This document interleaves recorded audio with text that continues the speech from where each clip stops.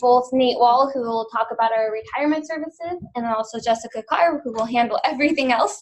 But she will talk about some of the changes we've made and the things that are staying the same as it relates to life insurance, medical, dental, and so on. So I will turn it over to you guys. Thank you. Great. Wonderful. Thanks, everybody. So I've worked with Nate Wall and Dan Moss, who's been up here before, and I'm just the local counterpart in Washington State. So you'll start seeing my face a lot more, and you'll have my contact information as we go through this presentation and you see materials. So if you have any questions, you can certainly reach out to me and Naomi Lamoureux in our office as well. So yeah, I did want to add, so you used to hopefully working with me and Dan through I benefits, and this time last year, I guess we actually had a renewal since we've been part of One Digital, but we merged with One Digital, and one of the great benefits of that was that we got to get to work with Jessica up here in the Seattle office. So Dan and I are still involved. I handle the 401k, obviously. Dan handles the benefits, but we also have Jessica up here, and she's been very helpful with the whole renewal process, managing everything on the benefit side. So she's a great resource for you guys as well. So go ahead, take it away. I'll handle the 401k in a little bit. Okay, great.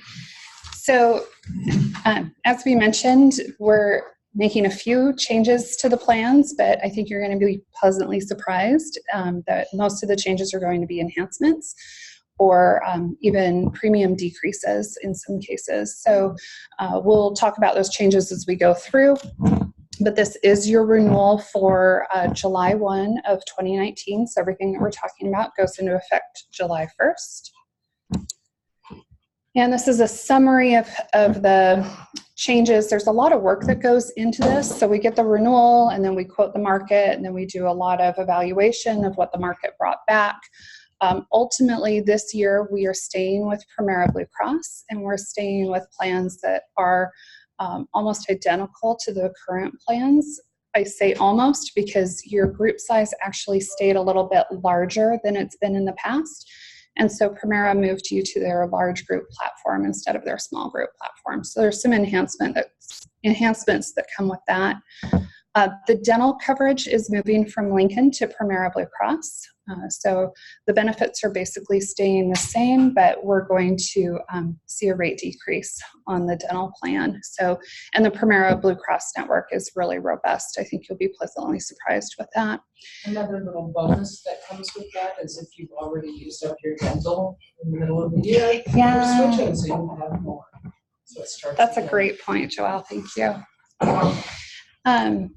So the life and disability products, the benefits are staying the same, but we're moving carriers. We're moving from Sun Life to the standard. They just gave us a better deal as far as rate goes and a longer term renewal contract. Yeah. And the standard is the same vendor who does our 401k. Yeah. So there's been a couple nice changes on admin, and for everybody, there's fewer carriers to keep track of. So this will be nice. Yep. And overall, this allowed us to give you the same level, and in some cases, a slightly better level of benefits without a huge cost increase. So that's very exciting that we're able to be, given our current financial situation, that we're able to not really impact benefits, and in some cases, give you something that's expensive. Yeah. Great. So with that comes a slight change to the employee contributions for medical, dental, and vision. I'll talk about those as we go through.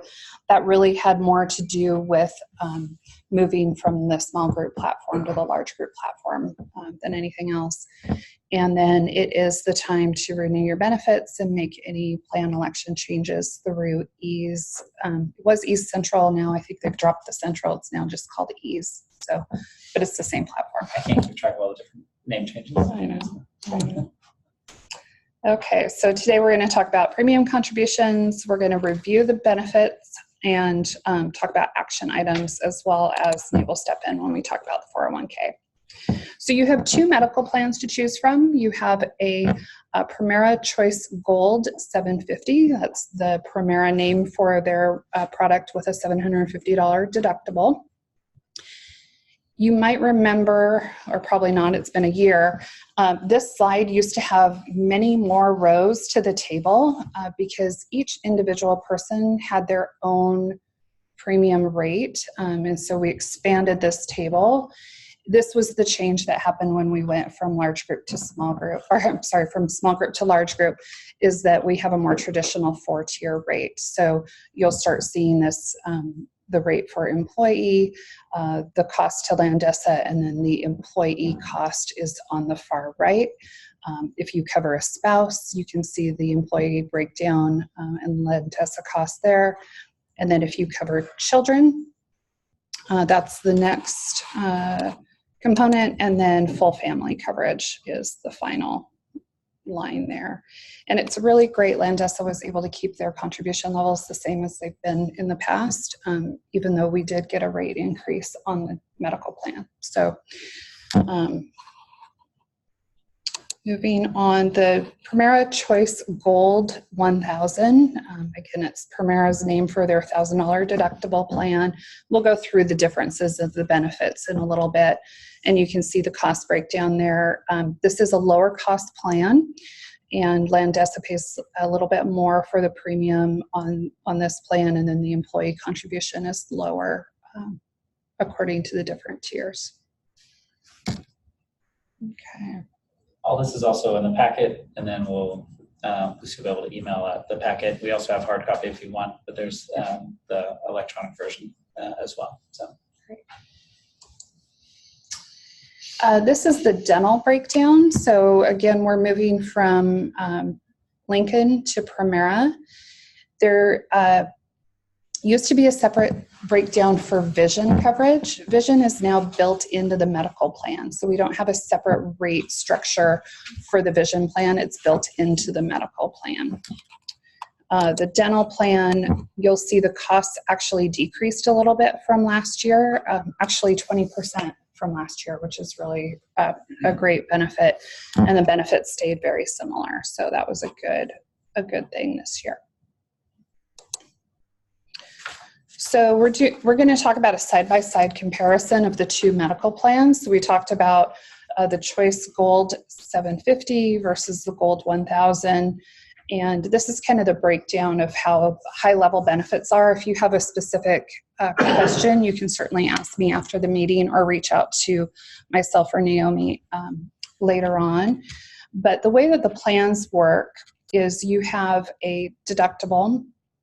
And between the two plans, you can see there's a slight difference in the deductible. But that's if you go in for, say you have a shoulder surgery. What is my cost going to be? You're going to pay the deductible first, and then you're going to pay a percentage of the cost after the deductible's been met. Under both of these plans, it's going to be a 20% cost share. You pay 20% of the cost. Premera pays 80% of the cost. But once you're out of pocket between the deductible and that coinsurance reaches $5,000 per individual, at that point, Premera is going to pay everything in full. So there is a stopping point to your liability under these plans. And that stopping point actually decreased from last year. It was $5,500, so it's gone down a little bit under these plans. The plan that we were on last year had a PCP or a primary care copay, and you had to pick a primary care physician. That's not a requirement this year. So if you go for any doctor's appointment, it's just going to be a copay. Under the Gold plan, it's $25, and under the under the 750 plan, it's a $25 copay, and under the 1000 plan, it's a $30 copay. So any questions on that, the PCP thing? Can you also speak to the phone-in? Yeah, I'm going to talk about that a little bit later. Yep. The copays were actually a little bit higher, except the PCP was about $10. I think it was, or I believe it was $40 outside of your PCP, and then that was $10. So yeah, there's kind of a. And the PCP was 2 visits at the $10 level, if I'm remembering right. I think they limited you to 2 visits at that $10 level.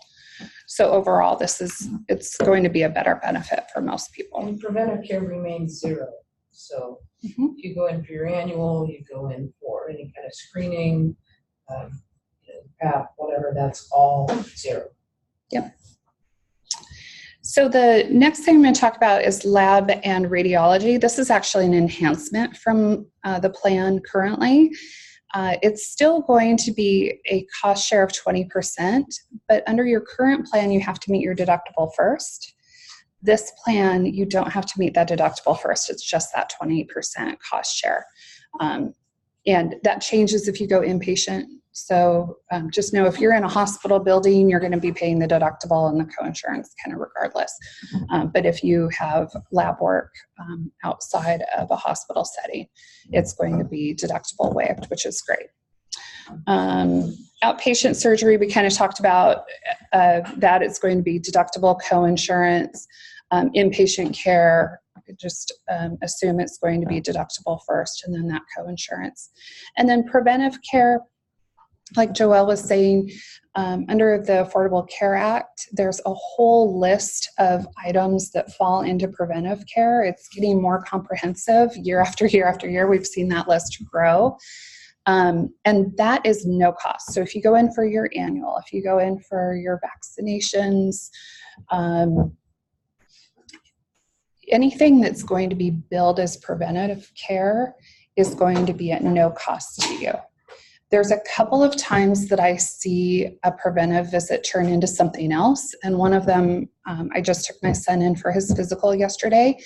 He's been having some medical issues, so that ate up 80% of the time that we were there for his annual physical. I knew I'm going to be billed for a non-preventive visit because we were talking about things that are not related to his physical, but they were important. And so I know that we're going to be paying an office visit copay for that appointment along with his physical. So that's one circumstance. If you go in for your annual and the doctor says, gosh, there's a mole, let's go ahead and remove it, they're going to bill that as surgical and probably a lab also. The other ones are mammography. If they're looking for something specific, they could be billing that as diagnostic. And then colonoscopies sometimes start out as preventive care, and then when they remove a polyp and send it to the lab, they could turn that into a diagnostic screen. So those are generally the phone calls that I get during the year about, I've been in for my preventive and I'm ending up paying. So just be aware that that can happen. It's rare. So anything to add? No. Okay. Any questions on this slide? We'll move on to the next. We'll start talking about a little bit more of the nitty-gritty of the plans. So under services, the first row, physical therapy, occupational therapy, speech therapy, there's a limit of 25 visits per calendar year, and those are going to be subject to a copay. Chiropractic visits, again, subject to a copay, and there's 10 visits per year under that plan. Emergency care, this actually was an enhancement that the copay for an emergency room visit went down. It was $200 under these plans. Now it's $150. And then it can be your deductible and coinsurance. If you're admitted overnight, they'll drop that $150 copay. So if you go in for appendicitis and they admit you, you're going to be paying the deductible and coinsurance. You aren't going to be paying the $150 copay as well. Urgent care, it's really important that you understand where you're getting your urgent care services at. If you're getting it at a freestanding urgent care facility, it's just going to be your copay. And I didn't correct these. It should be the $25 copay for both of those. I apologize. I'll get those slides corrected. But if you go to a hospital setting, they're going to bill it as if you walked into the emergency room. And one thing that we wanted to talk to you about that isn't on the slide, but we will make sure you get this information, is the teledoc service. So this is something that Premera provides. It's free of charge. And it's a way that you can get virtual care without leaving your home or office with a real physician at Premera. And, if you have a fever or something and you think, gosh, I think I need to go into urgent care, gosh, they're closed, now I've got to go to the emergency room. This teledoc is really a way to sort of circumvent that, or at least get a second opinion. It can also be something that's just a really big time saver. If you have kids and pink eye has been going around the school and you realize, gosh, I think my child has pink eye, instead of taking the day off, taking the child to the doctor, sitting in the doctor's office or the emergency room or the waiting room, getting in, being seen, you can call the teledoc, have a phone call with a doctor. They can call in a prescription for you, and you've never left your home. So it's a really nice service. I actually used it last fall. It was 2 a.m. I wasn't feeling well. I started Googling my symptoms and thought I wasn't going to make it till dawn. And I realized, oh my gosh, we have teledoc. So I called and had a very lengthy conversation with a physician who agreed, yeah, we probably need to get you some medication. Because I had pre-registered, he was able to see that I go to Bartell's to get my prescriptions, and he called it in. That next morning, I was able to go pick up my prescriptions at 9 a.m. and continue with my weekend. And I was able to sleep because he reassured me that, no, what you're dealing with isn't something terminal, so you're fine. And The cost is like zero. So it's a big deal to use this teledoc. It's worth getting registered, getting the number plugged into your phone, and kind of putting the reminders out. We'll try to put reminders out this fall as kind of cold and flu season comes around that, hey guys, you've got teledoc that can be a real time saver. Is it newly $0? Because I was pretty sure I paid $10 for it. Did you pay a copay? Yeah, they can charge a copay, but it's generally no cost for these plans, but we'll confirm that for you. Yeah. And where are you supposed to register? You can register through the Premera website.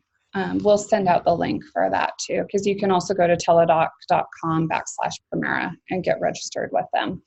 And they'll take a credit card over the phone if there is a cost share for the office visit. But what's really nice is you can pre-register your pharmacy information on there, and then they can just call it in for you. So it's really slick. Yep. And talking about pharmacy, we do have a change to the pharmacy benefit. The copays are actually decreasing under this plan. So I'll just kind of run through how the benefits work. Tier 1, that's typically going to be your generic medications. Those are going to be a $15 copay. If the cost of the medication is less than $15, you're only going to pay the cost of the medication. So sometimes an antibiotic is going to be $4. So instead of the $15 copay, you're just going to pay the $4. Tier 2, that's going to be your preferred brand name medications. These have been vetted by Premera on their preferred formulary. And it's going to be a $30 copay. That's a decrease from your current plan. Tier 3, that's your non-preferred brand name medications. So those are the medications that Premera said, yeah, they're out there, but we've found that these other medications can maybe be as effective or more effective, and they cost less. So there will never be a medication in that tier 3 that there isn't an alternative to in either tier 1 or tier 2.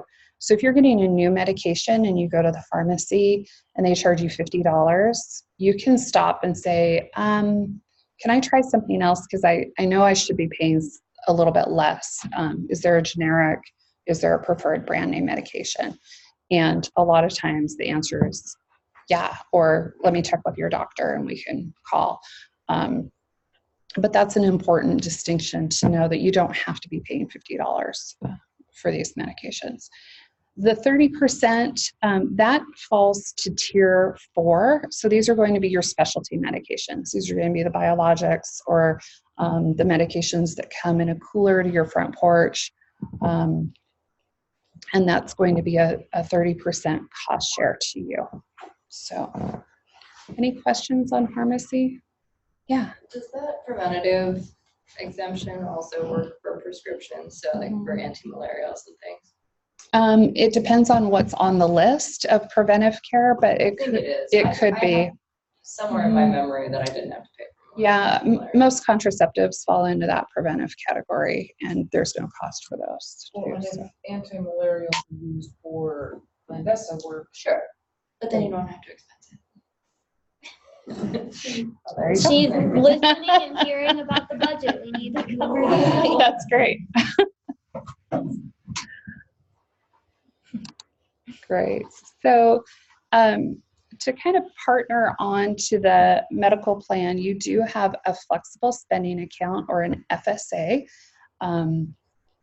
This allows you to put money aside pre-tax through payroll deduction to pay for out-of-pocket expenses. So if you know that you have medications or you have a surgery coming up, you can pre-plan and have payroll deductions taken out up to $2,700 per year is the new limit. I think that goes into effect actually 2020. The current limit is $2,650 for the annual limit.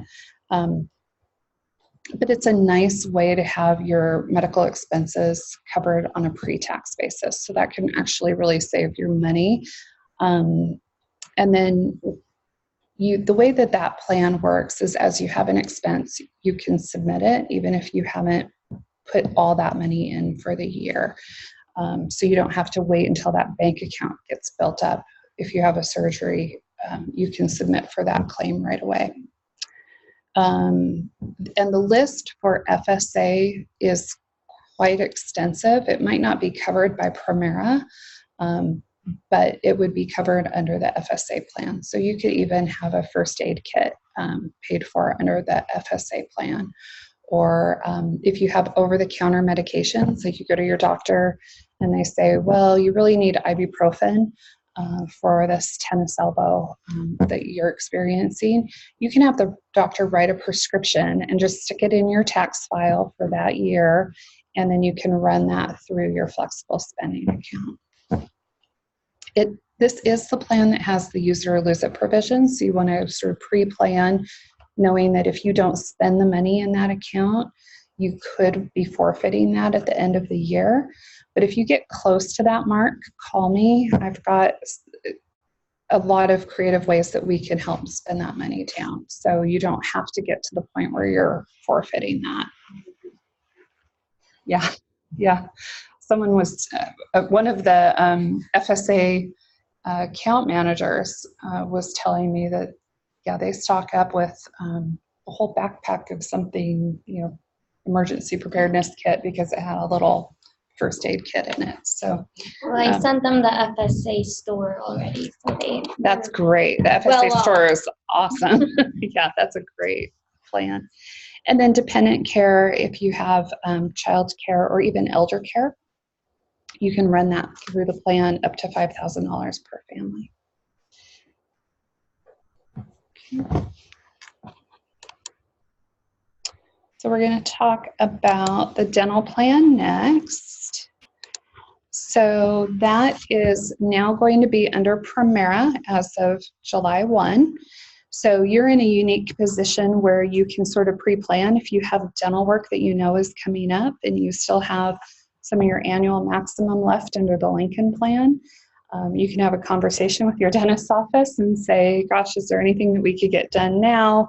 And then continue the benefit under Premera when that resets July 1. Preventive care, if you see a PPO provider, there's going to be no cost for your preventive care. If you do go to a non-Premera contracted provider, it's still going to be covered in full for your cleanings, x-rays, exams. But because they're out of network, they can balance bill you a little bit. So every once in a while, I've had the same dentist since 1986. I've had a lot of dental plans in that time period, and sometimes he's contracted and sometimes he's not. And so after a cleaning, I might get a bill for $10 or something. So that's just the difference between the contracted rate and the non-contracted rate. Basic care, you're going to be responsible for 20% of the cost, and Premera is going to pay 80% of the cost. Major care is going to be a 50% cost share. Up to, and this is really where dental is a little bit different. If you look kind of at the bottom of the screen here, the calendar max benefit is $2,000 per person. So even though your cost shares are 20% and 50%, once Premera's paid $2,000 in the calendar year, they aren't going to pay any more. So the rest is going to be on you to pay. So it's really important that you get a predetermination of benefits from your dental provider.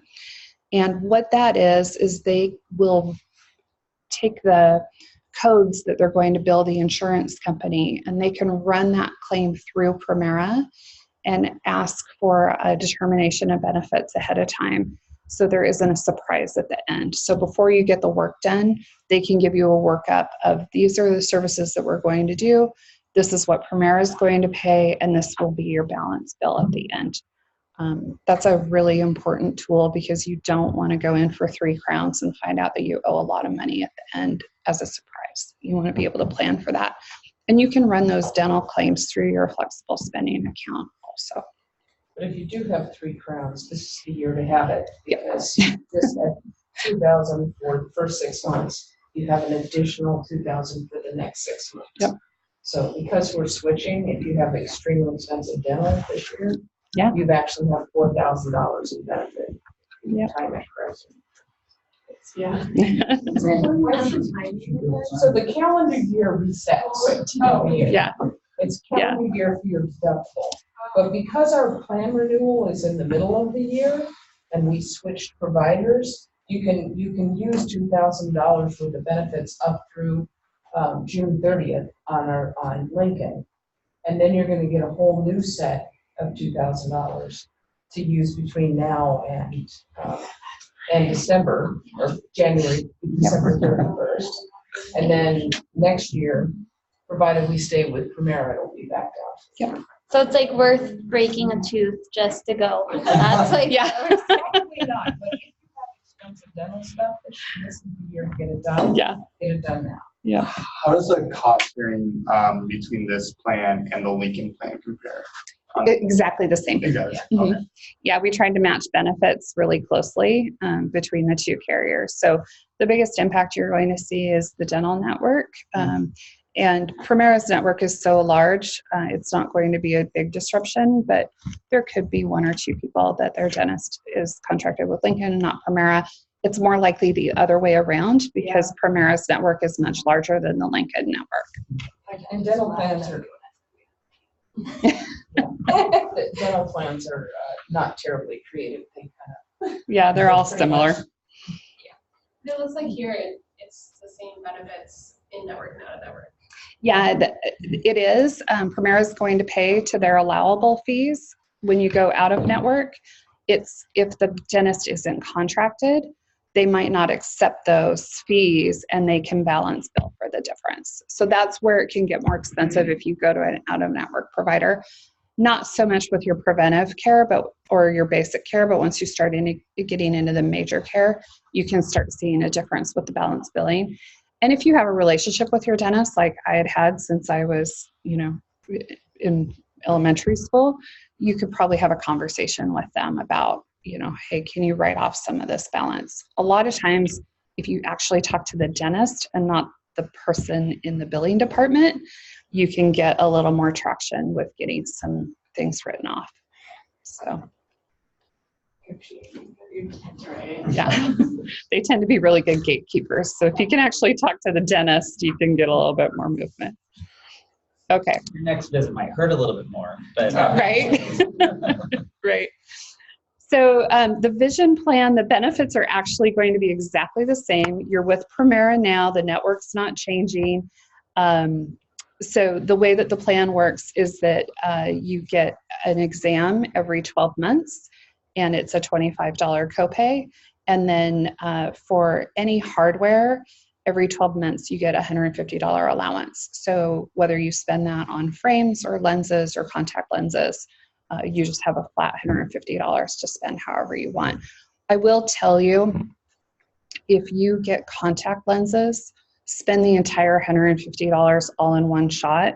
I've made that mistake before where I'm like, well, I just need one box for one eye, and it's $70 and thinking I had a balance. They generally don't process 2 claims in a year. So just get them all in one shot and get that done. And then again, your vision hardware benefit, it's probably going to be more than the $150 allowance, especially if you're getting lenses and frames. Unless you go to Costco, you can sometimes get out the door close to that. But you can run that through your flexible spending account also. So that's another way you can spend those funds down. Okay. You do have to be enrolled in the Primera medical plan to get the vision benefit. And that hasn't changed. That's the current requirement. And you can't decline. There won't be I guess, enrollment, but you can't decline vision either. So when you're enrolled in medical, you'll have it. There's not a discount beyond that. Yeah. Okay.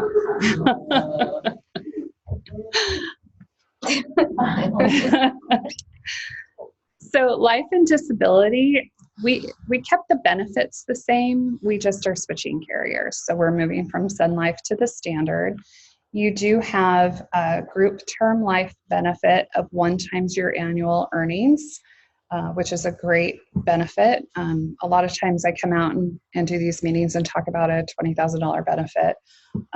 This is really a nice benefit that you have a full earnings as your group term life.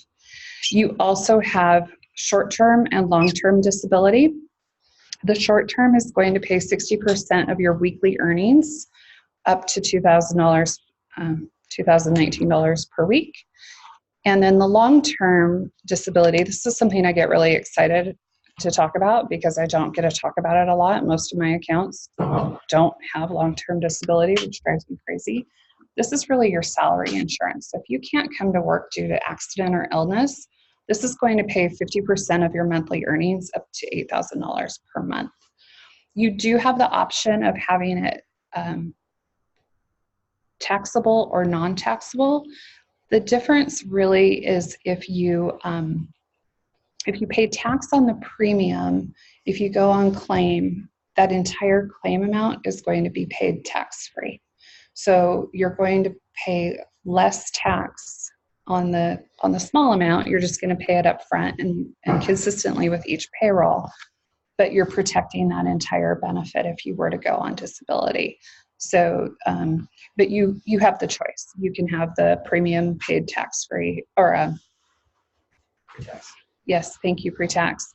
And then if there is a claim, you just pay tax out of the benefit. So any questions on the disability plan? No. Is this all, there's not like an exercise for voluntary life and stuff, or is there? There is. Oh, okay. Good segue. That's a great. I have a question when we get there, possibly. Yep. So voluntary life insurance, this is where you can cover not just yourself, but your family members. So the employees can purchase in increments of $10,000, not to exceed 3 times your salary. Your spouse, you can cover your spouse for half of the amount that you cover yourself up in $5,000 increments. And then the child coverage, this is to age 19. If it's a full-time student, it's going to be covered to age 26. And once you sign up for one child, every child in the family is covered under that same premium. And you can purchase in increments of $1,000 up to $10,000. And again, you have to cover yourself for at least $20,000 to get the $10,000 for your kids. So if you didn't sign up for the life insurance when you were first eligible for benefit, which was likely when you were first hired, you do have to fill out a small health statement just saying that you don't have certain medical conditions. And then you have to cover yourself. You can't just cover your family members. You have to cover yourself at least. And one thing to think about is you may be healthy now, but Yeah. if you get sick and you don't have this, you can't get it. Yeah. So you might want to think about when you're young and healthy, getting a voluntary life benefit. With that said, we at least have the Landesa benefit though too. Yes. Absolutely. Especially if you have kids. So the plan is to, if people are already signed up for their life insurance elections and voluntary ones, and those will transfer over and you'll have the same benefits that you had before. Can you remind me if the rates will be exactly the same or just comparable? I think the rates were exactly the same. Okay. The only difference is the spouse rate is now going to be based off of the employee rate. Okay. So that's a little bit, you might notice a change on the spouse rate. So one thing to look out for then, if you're somebody who like plans your paychecks by the cent, that you may have slight differences when it comes time for these to go into effect. Mm-hmm. Which would be like I know I'm talking to myself, but this would be your July 25th paycheck, right? Is that right? That you'll see some differences. Okay. We're almost to you, Nate. And then there's voluntary AD&D, that's accidental death and dismemberment. And that just mirrors the voluntary life insurance. It basically doubles your life insurance if you were to die as a result of an accident. It's cheap, it doesn't cost an arm and a leg. No, yeah, it's tiny. Okay. And this page is just a reminder, you have commuter benefits that are pre-tax for transit and parking. You do have legal assistance through Law Assure. Your EAP plan, that's your employee assistance program. That's just additional services if you need help with maybe financial help or legal help aside from the Law Assure, or you need to talk to a counselor about anger management, or my neighbor's driving me crazy, or I have teenagers at home and I need to talk to somebody. Grief, yes. Yeah, sure, absolutely. Yeah, so it's a good resource for you. It is changing when we move from Lincoln to the standard. There is going to be a new phone number for the EAP plan, so we'll make sure that you have that information. Emergency travel assistance, and then the long-term care. Long-term care can be extended. It's the only benefit that can be extended beyond your nuclear family to include parents, grandparents, siblings, in-laws, and children over age 18. And I've never seen an employer that has had this. This is unique. It is. Yeah. Steve has a question and then I have a question. Okay. The travel benefit, is that all travel or just Landesa travel? That would be all travel. Yeah. Yeah. Yep. And you had a question? Maybe you may not know, I don't know, but we typically have had, like a wellness thing to kick off, and that's been either like a gift card or the Fitbit. Do we have that this year, or is there nothing for us? Yeah, so unfortunately, that is the one takeaway with moving from Primera small group platform to large group platform is you're on your own. So no wellness incentive this year, unfortunately. Yeah, the small group program generally has a little bit of an incentive, and those incentives actually have really scaled down over the last few years. You've noticed each year it's gotten less and less, and even the small group this year, it's like, yeah, maybe you get a gift card or something for filling out this questionnaire, but that's really it. So well, we were amped up with the gift card. I think the Fitbit was up and down. Yeah. Sure. All right. Money. Yeah. Well, I don't have money to give, but so don't get them too excited. But so if I haven't met you, I think I've met pretty much everyone here. But I handle your 401k plan, and we'll go ahead and go to the next slide. So just there's not much changing here. So just as a refresher, click through these. You guys should all be eligible unless as long as you're regularly scheduled to work 20 hours. We'll just remind you again, the difference between pre-tax and Roth contributions that you can make within the 401k plan. The maximum that you can contribute to the 401k plan this year is $19,000, unless you're turning age 50 or you are over the age 50 in 2019, then your maximum contribution is $25,000. So Steve's team payroll monitors that to make sure you don't go over that. But if you've contributed to another 401k plan this year, then you do have to keep track of that on your own to make sure you don't exceed that amount. There is a safe harbor contribution of a 3% profit sharing contribution, which sounds funny for a nonprofit, but it is, Landesa is still committed to that and making those contributions to your account.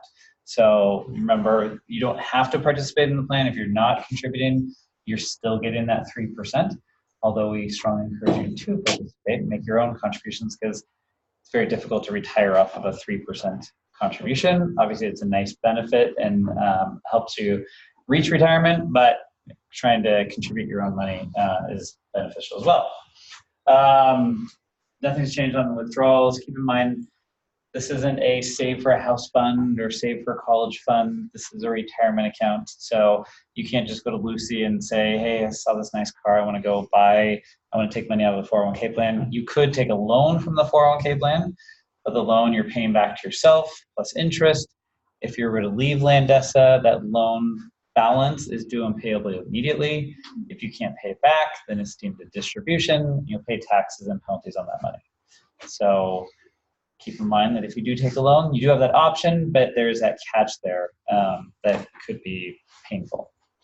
And if you apply for a loan, we'll explain this ad nauseum. Yes. So that you understand the implications.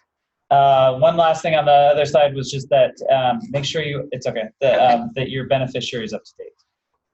Keep in mind, if you're married, your spouse must be 100% your primary beneficiary, unless you can get him or her to sign off in front of a notary saying they waive the right to your money. You see, it's a very easy conversation to have with your spouse. But if you're not married or you want to designate it to someone else, that's fine. Just want to make sure typically that they're over the age of 18, because we can't deliver a check to a minor. You can designate a trust as the beneficiary as well. If you have any questions regarding that, just let me know. Happy to help you guys out on that side. So as a reminder, you can do both Roth, which is post-tax, or pre-tax contributions to the plan. You can make changes at any time. So if you wanted to switch to Roth now or switch to pre-tax now, you can do that. You can't transfer any money that's already been contributed pre-tax or Roth to the different money source, but you can make new contributions based on that new money source. And really what you're looking at for yourself as an individual is what you think taxes might be now for you versus in the future. So you see, it's nice you guys are in a low state income tax location. If you plan on retiring in somewhere like California that has a very high state income tax bracket, then Roth might be beneficial to you because you're locking in that lower income tax now.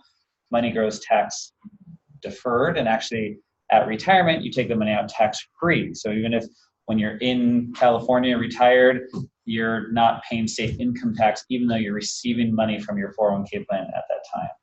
Whereas if you did pre-tax, you're reducing your taxable income now, you're not paying taxes now, you move to California to retire, then you start taking money out, all of a sudden you're going to start paying state income tax on those distributions. So just keep that in mind when you're trying to figure out Roth versus traditional or pre-tax, what might be right for you. And you can split it too. Yep. A portion Roth, a portion. You just can't go over that $19,000. But yes, you can definitely split it up. If you have any questions, you're welcome to reach out to me on that side as well. I can't give you specific tax advice, but happy to give you kind of things to think about on that side. But you say the default is Roth. I'm sorry? You would say that the default in Washington State would be Roth. I would not. Everyone's situation is totally different. So, sorry, I know. I'm never going to understand that. We can chat, if you want, we can chat later, and I can try to give you some ideas. I mean, I think that the It's principle not is when you're earlier in career and you make less, if you use Roth, and you are aggressive in saving, hopefully in your retirement, you'll actually withdraw more, or you'll actually have a larger income than you may have now, and you don't want to pay taxes on it. So like early in your career, and if you aren't making as much, you're already probably in a smaller tax bracket, right? So then it's a good opportunity in that sense. You don't have to pay taxes. And you don't know what the state of taxes will be. I mean, right now, there's somewhere between 25 and 30%-ish.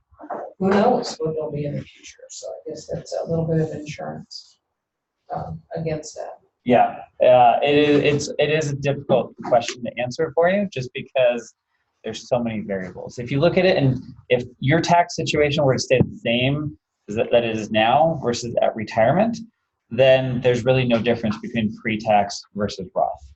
However, what you're trying to play the game is typically, like Joel was kind of explaining, as you're younger, maybe your income's a little bit lower, so your tax rate might be a little bit lower. Then Roth might make more sense. Maybe you start to earn more money. You don't have any deductions. Pre-tax might make more sense. Maybe you purchase a home, have some kids. You have more deductions. Roth might make more sense again. And then income continues to grow. Maybe you're not able to write off as much on your mortgage. Then traditional makes more sense. So you kind of go back and forth over time. So, all right. Okay. Next, investments.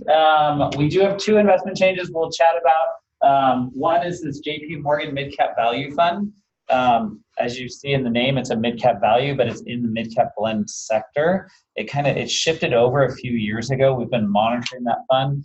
It's been doing okay. It's been doing well versus mid-cap blend, not that great against mid-cap value. So we're actually going to remove that fund and transfer any money that's in that fund and move it to the Wells Fargo special mid-cap value fund, because it's in that category of mid-cap value.